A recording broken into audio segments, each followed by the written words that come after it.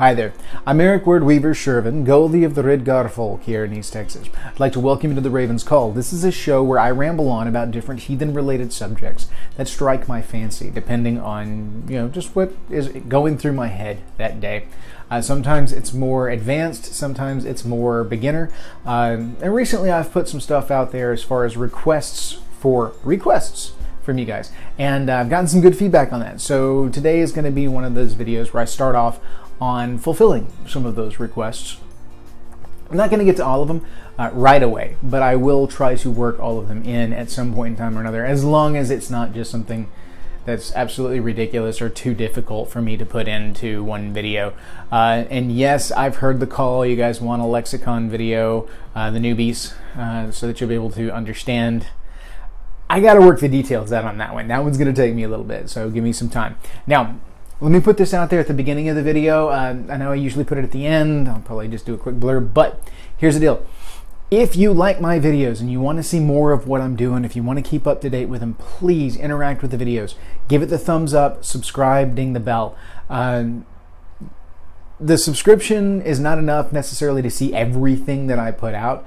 The way YouTube works now, their algorithms are all wonky, and if you don't hit the notification bell, you're not going to see everything that's put out.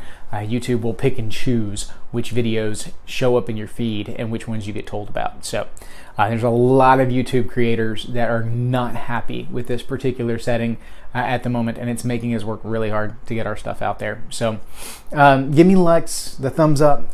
Believe it or not, those really help, and I'm not just like trying to get as many thumbs up as possible, etc., etc. No, what I'm trying to do with that is it gives me feedback and lets me know which videos you guys actually like and which ones you don't, okay? I can look at the numbers. I've got, I think my Heathenry 101 video is almost at 1,000 views. It's just shy, like 950 something. Anyway, but it's got, I think 50 or less views. So obviously that's not a high percentage. That's just barely registering there. So I don't know. Do people like it? Do people not? The view times are weird on it. So give me the thumbs up on videos you like. Comment. Let me know what you dig, okay? So I'm not going to belabor that point anymore. Let's roll on with today's subject. Now, one of the requests that I've gotten a couple of times from different people, most recently in one of the comments on YouTube, was that people would love to see how my tribe does ritual. You guys get to see me do these videos, see me do my instructional stuff. You guys want to see me in action. I get that. I can't do that for you. Let me explain why, okay?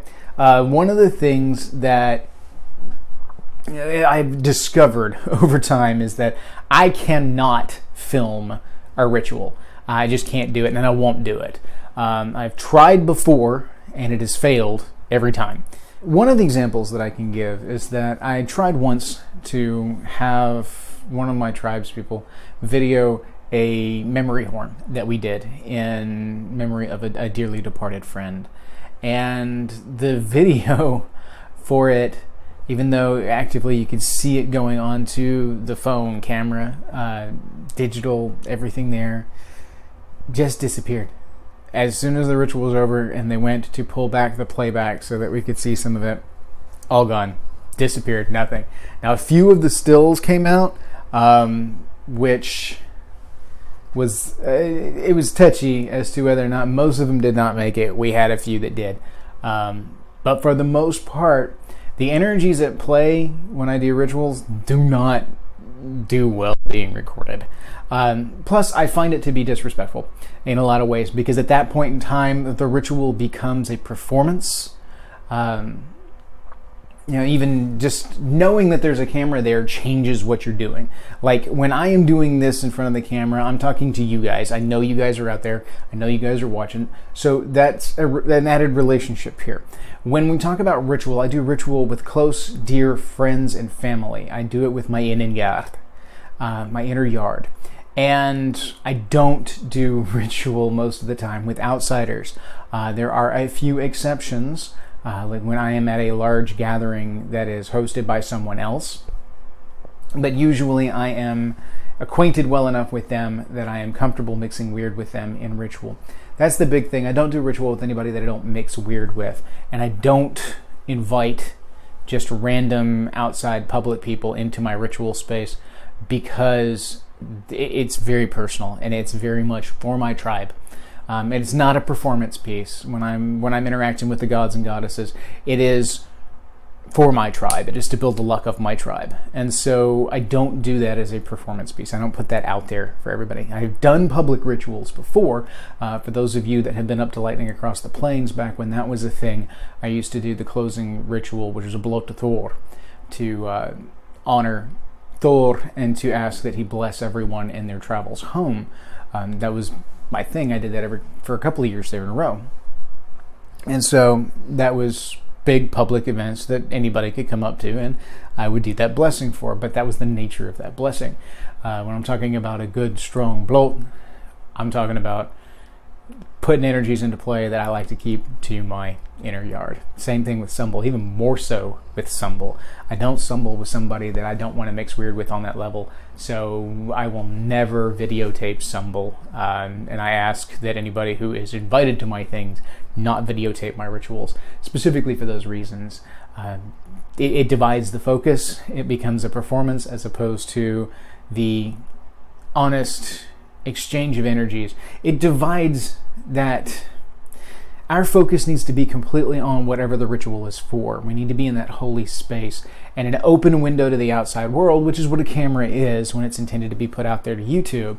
This is a portal to the outer yard, and the outer yard looking on my inner yard and our inner yard practices.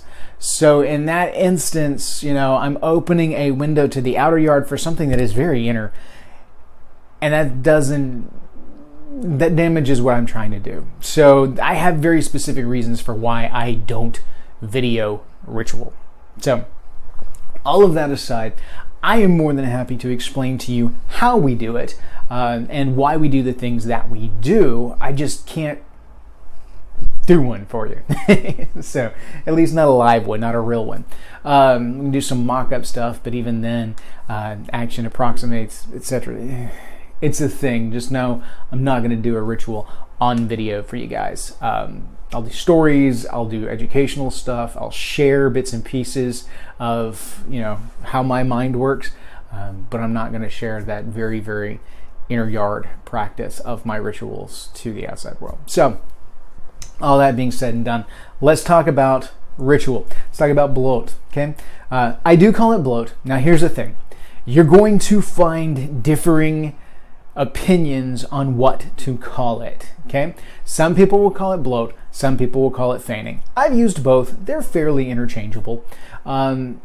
I prefer the term Blot because Blot means sacrifice. Now, there is a misconception that Blot means blood.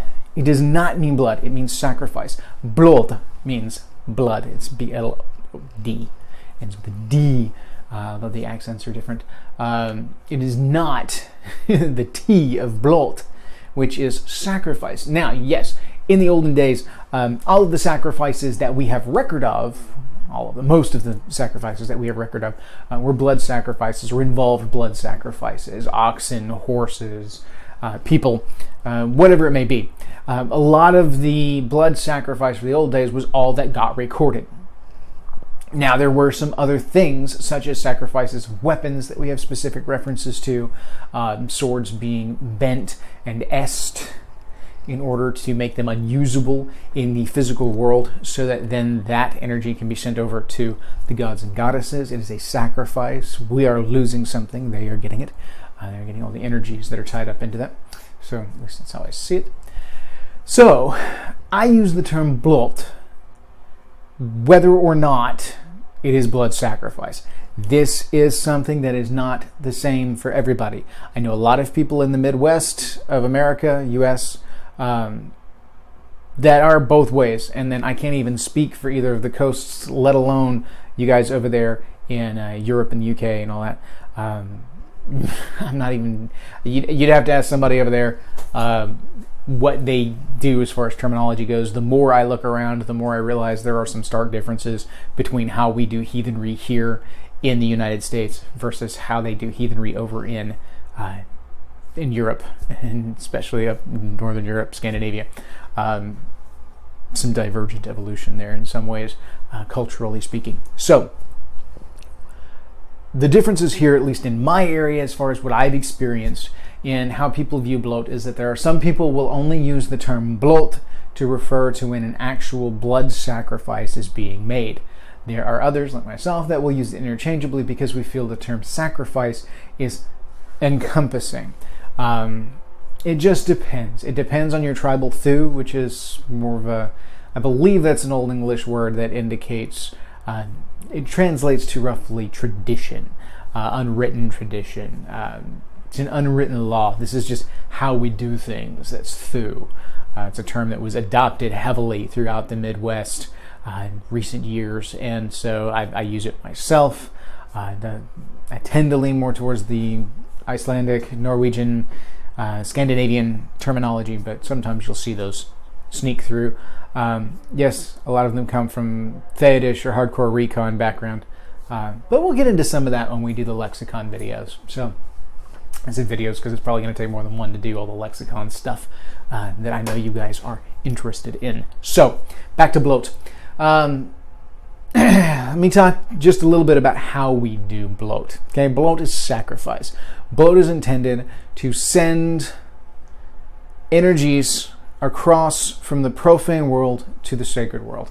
Blot is about interacting with the gods and goddesses, or interacting specifically with the ancestors, or whatever it is you are sacrificing to. The idea is an exchange of energies, a gift for a gift type scenario. A gift freely given with hopes of a gift given in return. It is not a guarantee. You know, you're not buying favor with the gods by doing a ritual.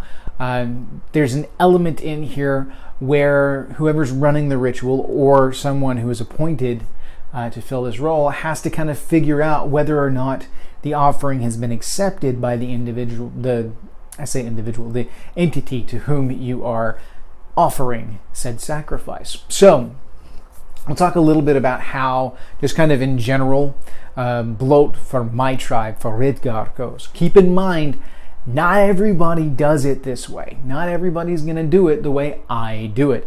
And I don't do it the same way every time. Okay? I like to keep things fresh. I keep the core traditional elements that we have developed as Hridgar thu. I keep those true. I don't change those.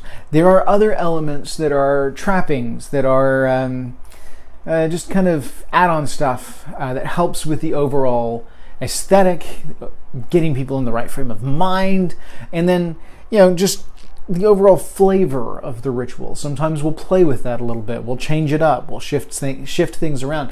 But the core elements of what is going on, the actual metaphysical aspects, the rules of Blot, as it were, are obeyed because there are specific functions that systemically have to occur for this to work. Okay? Otherwise, I'm just getting up there and putting on a show. No, for this to actually be a sacrifice, for this to actually work, there are things that have to be in place. And I find, by interpretation of signs and omens, that most of ours are very successful. We have a good, strong relationship with the gods and goddesses, so our format seems to work for us anyway. I don't know how it works for everybody else, but it works for us. So, again, here is a precursor warning. I am not a recon heathen, okay? I am not a historical heathen, however you want to phrase that. I am a living religion kind of heathen. I am a now guy. I am a guy who walks the middle path between new growth and tradition and old ways. I learn from the old, I build towards the new, and I exist in the middle. All right, this is Verdandi, this is Urd, this is Skuld. I am somewhere in the Verdandi world. So, not a hardcore recon, not a crystal wavy crazy dude, okay? All right, I am in the middle somewhere. So, Blot by Hridgar. This is how we do it, okay? Now, the first thing I'm going to do, obviously, is I'm going to gather everyone together. We've got a Ve on my property, which is where we do our rituals. This is a sacred space that's been set aside. It's been warded. It's been developed.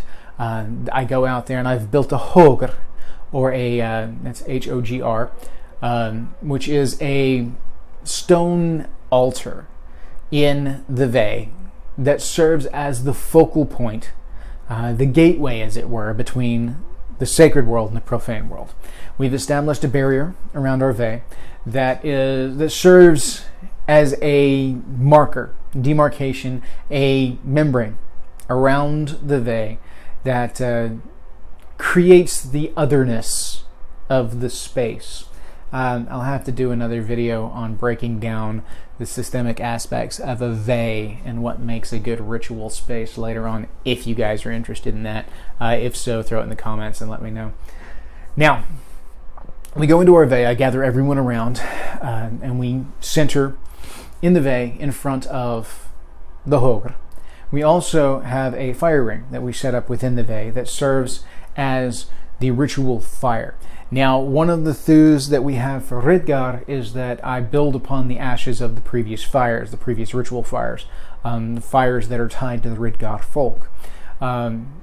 If I plan on dumping the ashes from that fire ring, I have a jar that I gather up the ashes from that ritual, and I try to, after each ritual, go and get that jar, put ashes from that fire into the jar, so that at Yule, we can ensure that a piece of all those rituals is carried over into the new year. It's a neat little thing we do.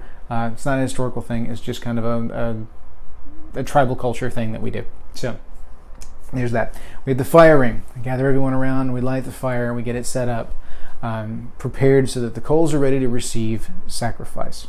Now, as I gather everyone up, I like to intro my rituals with a little talky section. Fancy that. Eric likes to talk. Now, what I like to do is I like to explain the ritual. I like to stand up in front of everybody and put them in the right frame of mind. This is a good time to explain why we're gathered. For instance, I'll use the format of our midsummer Blot, which we did to the goddess Sunna, in thanks of her blessings and in asking for protection from her destructive rays, because we are in Texas, and in the old world it was the winters they had to worry about. In Texas, it's the summers. We have summer, still summer, and a brief not summer period in February. So other than that, I say that December to February, but still, it's the time of not summer is much less than the time of summer, and the time of summer is something to be measured by. So we measure by winters in the old days, we measure by summers, because let me tell you, if you can survive a Texas summer, that's a thing, dude. So anyway, our midsummer Blot. I gather everyone together and I explain to them that this Blot is to Lady Sunna. I will sometimes read excerpts from the Eddas, from the stories, in order to kind of explain who Lady Sunna is, what her role is in drawing her chariot with the sun across the sky. I explain to my tribe why we do the ritual, because the why is the important part. You have to establish the why for everyone to be in the right frame of mind. You can stand up and say, oh, we're going to blow to Odin today, and then if nobody understands why you're doing it, then the intention's not there. The belief isn't there, and action without belief is folly. So you have to establish why you're doing what you're doing. And then I'll also establish what we're going to be doing. So I'll explain to them that we are doing this Blot to Lady Sunna as a thanks for everything that she gives us, to continue in the gifting cycle, to exchange gift for the gift that she gives us, to say thank you, and to ask that she continue to bless us with luck in return as a tribe. Now, this is where this one differs a little bit, because it is midsummer, and we do midsummer a little bit differently here in East Texas. After I do the intro, I will then take a horn of mead or water or whatever we are going to be utilizing as a medium in this particular ritual, and I will hold it up and I will address to Sunna. Hail Sunna, and I will ask her to look down upon the people, to join us this day, and to accept the offering that is freely given of the Hridgar folk, and to say that, I would like for her to know that she is worshipped and that she's loved and that she's cherished by her people, as the Aesir all are. And so that's it. Step one, I gather, I explain, we set the stage. Then we open by hailing the Lady Sunna. Keep in mind, I've already explained the steps, so everybody knows kind of where we're going with this. I hail Lady Sunna, and we will begin the offering portion.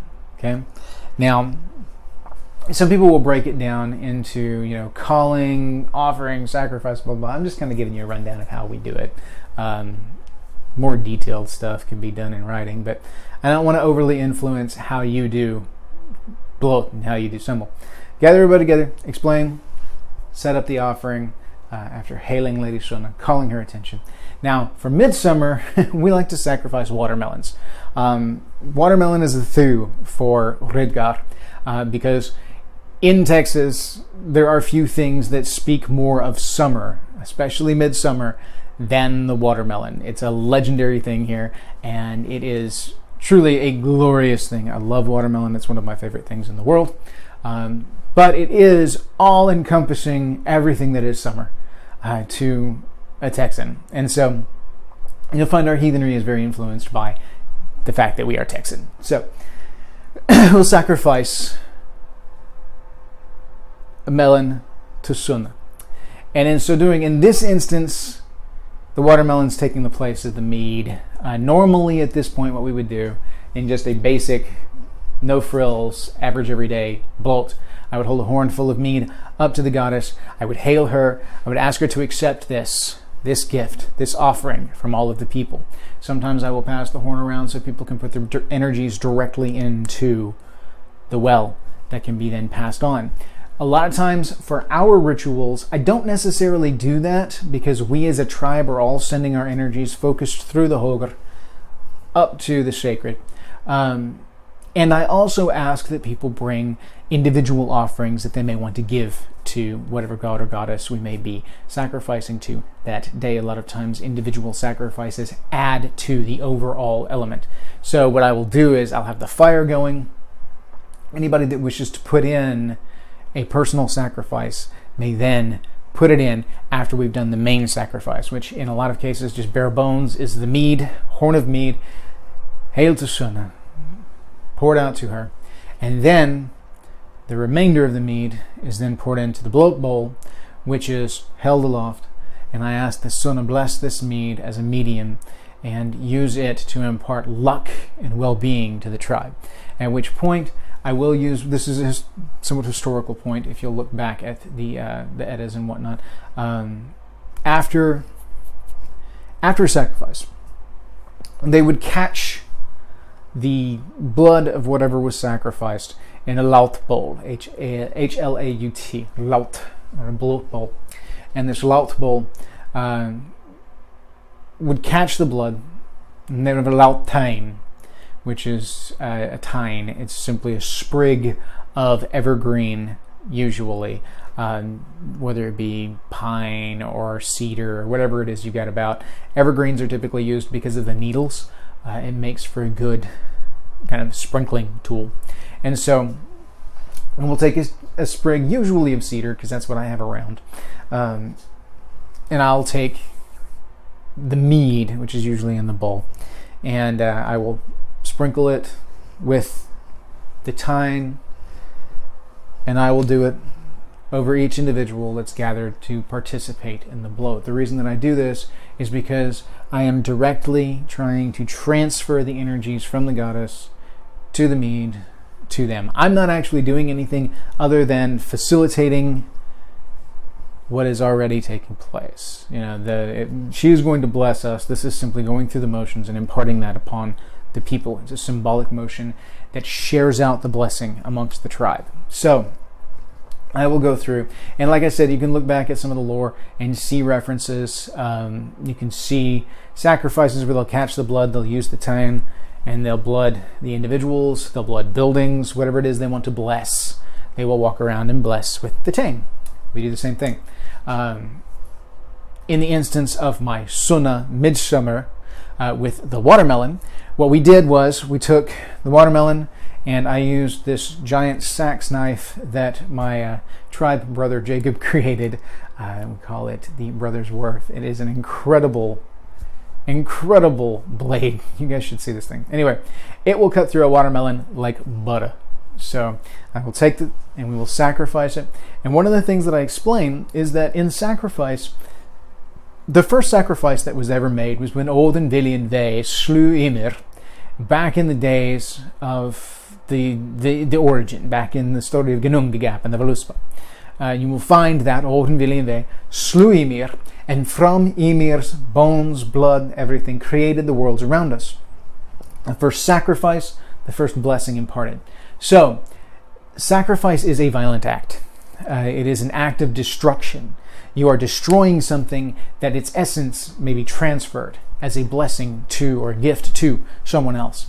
And so with that, sacrifice in Blot means that we are sacrificing, we're destroying whatever the subject material is, and we are transferring that energy on. For us, we are destroying whatever our sacrifice is, and we are sending it through the gateway that we establish in our sacred space to the sacred world, to the gods and goddesses. So in this instance, I am using the big knife to chop up this watermelon, because I am symbolically recreating the prima sacrifice. Now keep in mind, it's most effective in an actual blood sacrifice when you are actually doing a blood sacrifice of animal.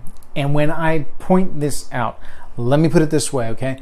It is the same as any other butchering of an animal through humane and responsible means. You have to have that knowledge of how to responsibly do that in order for a blood sacrifice to be successful. If the animal were to feel discomfort or to panic in any way, it would actually damage the blessing and bring bad luck upon everyone. So,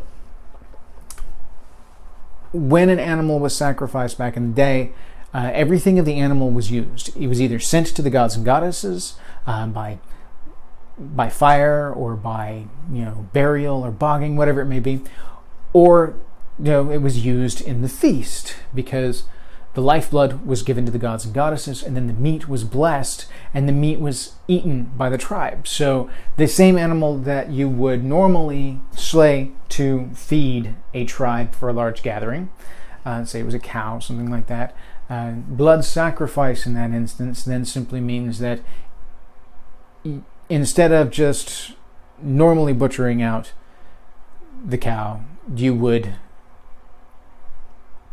do this in a ritual setting. You still use the humane methods. You are still very, very careful. As a matter of fact, you're more careful than in normal instances so that it's not spoiled. So basically, you are dedicating this butchering to the gods or goddesses to whom it goes. So I go through the same thing with the watermelon. Chop it up. It is destroyed. It's no longer usable. I take it and I wring out the juices to give kind of that visceral feel that goes along with mimicking the prima sacrifice in that instance. Adds a bit of theatrics. Plus, it effectively pulls the juices out of the watermelon, which I catch in the laut bowl, which I then use as the recipient of the blessing from Lady Sona. So, sacrifice the watermelon. I then put juices on the altar around the vey. We sacrifice to Sona. Some of the rinds go into the fire. I put some at key points around the vey so that the veytir can come and enjoy that, which they did come and take, and they loved it. So, good deal there. And then I take what was left in the bowl from that sacrifice, and I use it as a medium to bless a watermelon that we will then take in and eat as the tribe. This is imparting the blessing upon the tribe. That's part of our thu. I like to bring the blessing into the meal so that, like that sacrifice, like that animal sacrifice, you are taking in a piece of the blessing in the process. Now, in general, I like to include something meal related in that kind of setting. It's not a must, it doesn't always occur, but I like to when I can. Now, I also take that Blot bowl, that laut bowl, full of the watermelon juices, and I take my thyme, my little sprig of evergreen, and I go about the circle, and I bid everyone go with the blessings of Lady Suna. And I pass around to exchange the luck to them.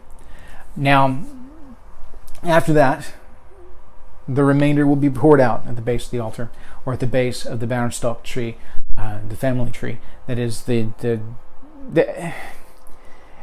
we have a tree in the middle of the Vey that has a very strong personality, and is the guardian of the Vey in my eyes, and so I like to pay special respects to him during ritual, and because he reaches towards the sky, and I believe is a warden with us in dealing with the gods and goddesses. He helps to facilitate those things. So the remainder of the ritual remains go into the earth in some way, shape, form, or fashion.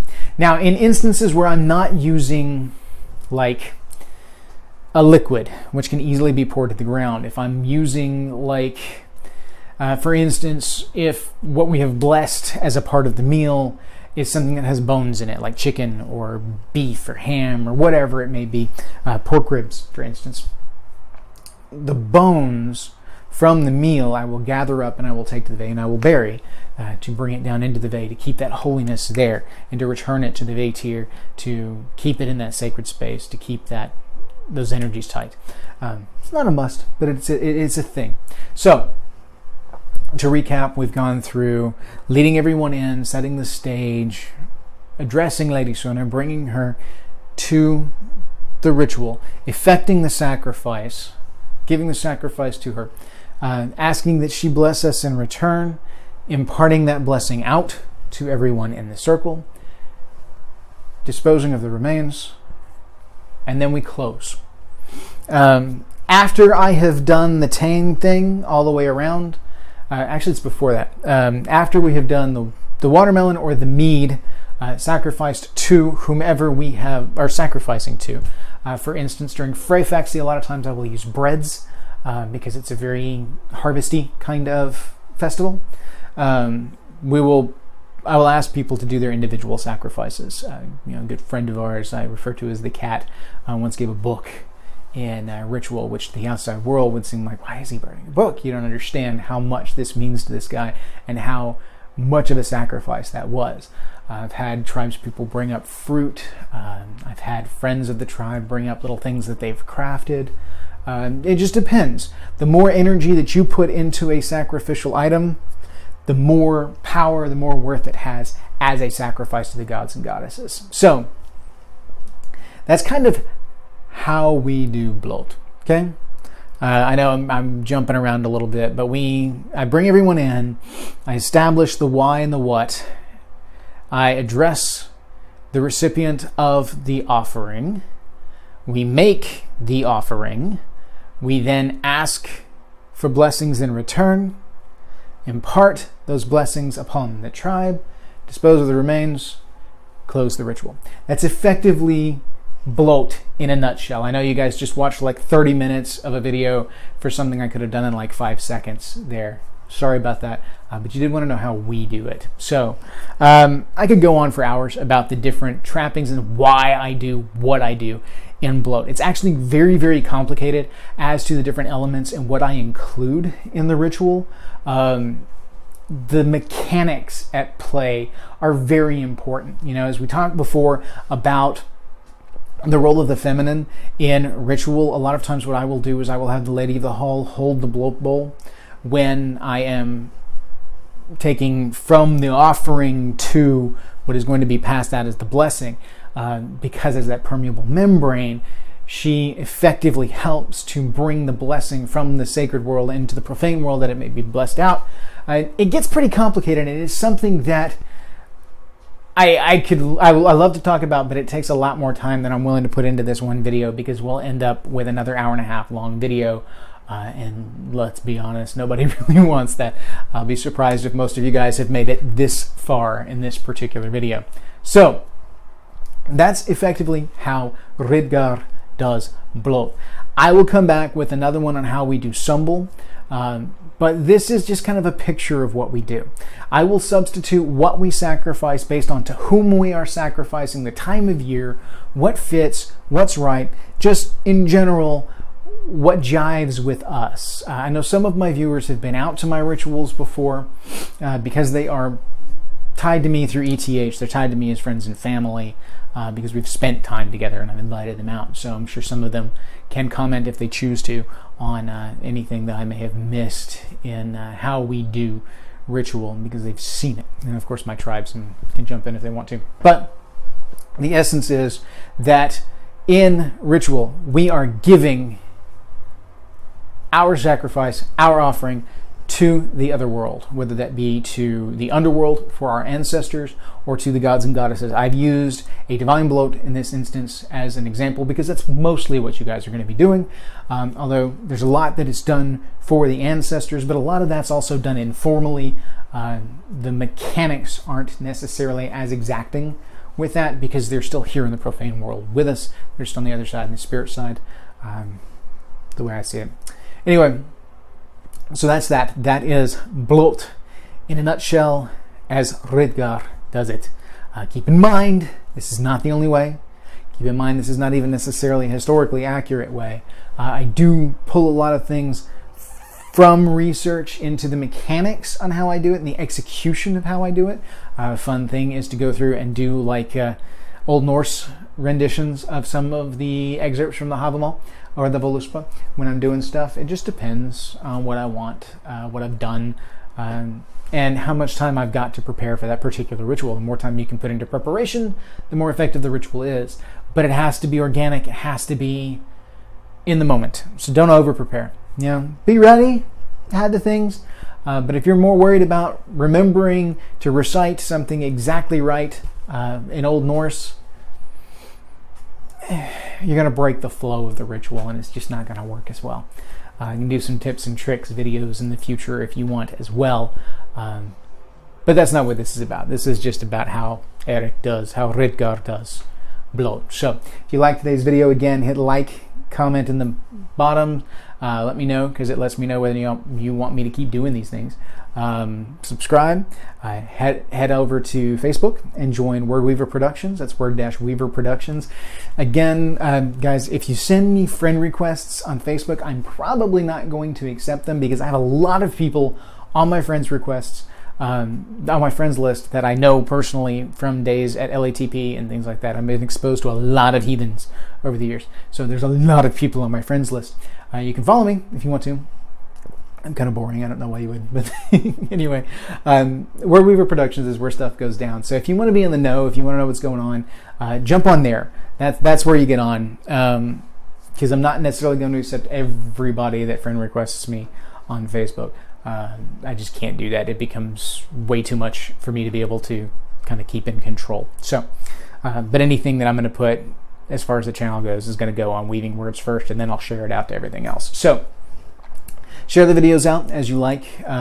Please do. Encourage people to watch them if they're going to be of use to them, if you guys like them. If you don't like them, let me know. Same thing. Comments below. Facebook. Hit me up. Let me know. I'm also on Twitter at _Sjerven. It's SJERV as in Victor, EN. I'm really bad at Twitter. I'm not any good at Twitter. I hate Twitter. I don't like it. But I'm on there nonetheless. So I'll throw some stuff up there occasionally when I can remember to. I really need to automate that so it just auto fills in. I never really think to go to Twitter because I hate Twitter. But anyway, that's neither here nor there. Give me some feedback. Let me know what you like. And I'll keep churning these things out. And I'm try not to make them 40 minutes long next time, but there was some preface we had to do on this one to get it ready. So anyway, if you have any questions, you know how to reach me. You can email me at esjerven@gmail.com. Again, that's esjerven@gmail.com. And I've had some really good conversations via email, so I'm looking forward to see where we go with a lot of this. So, hail, you guys have a wonderful day.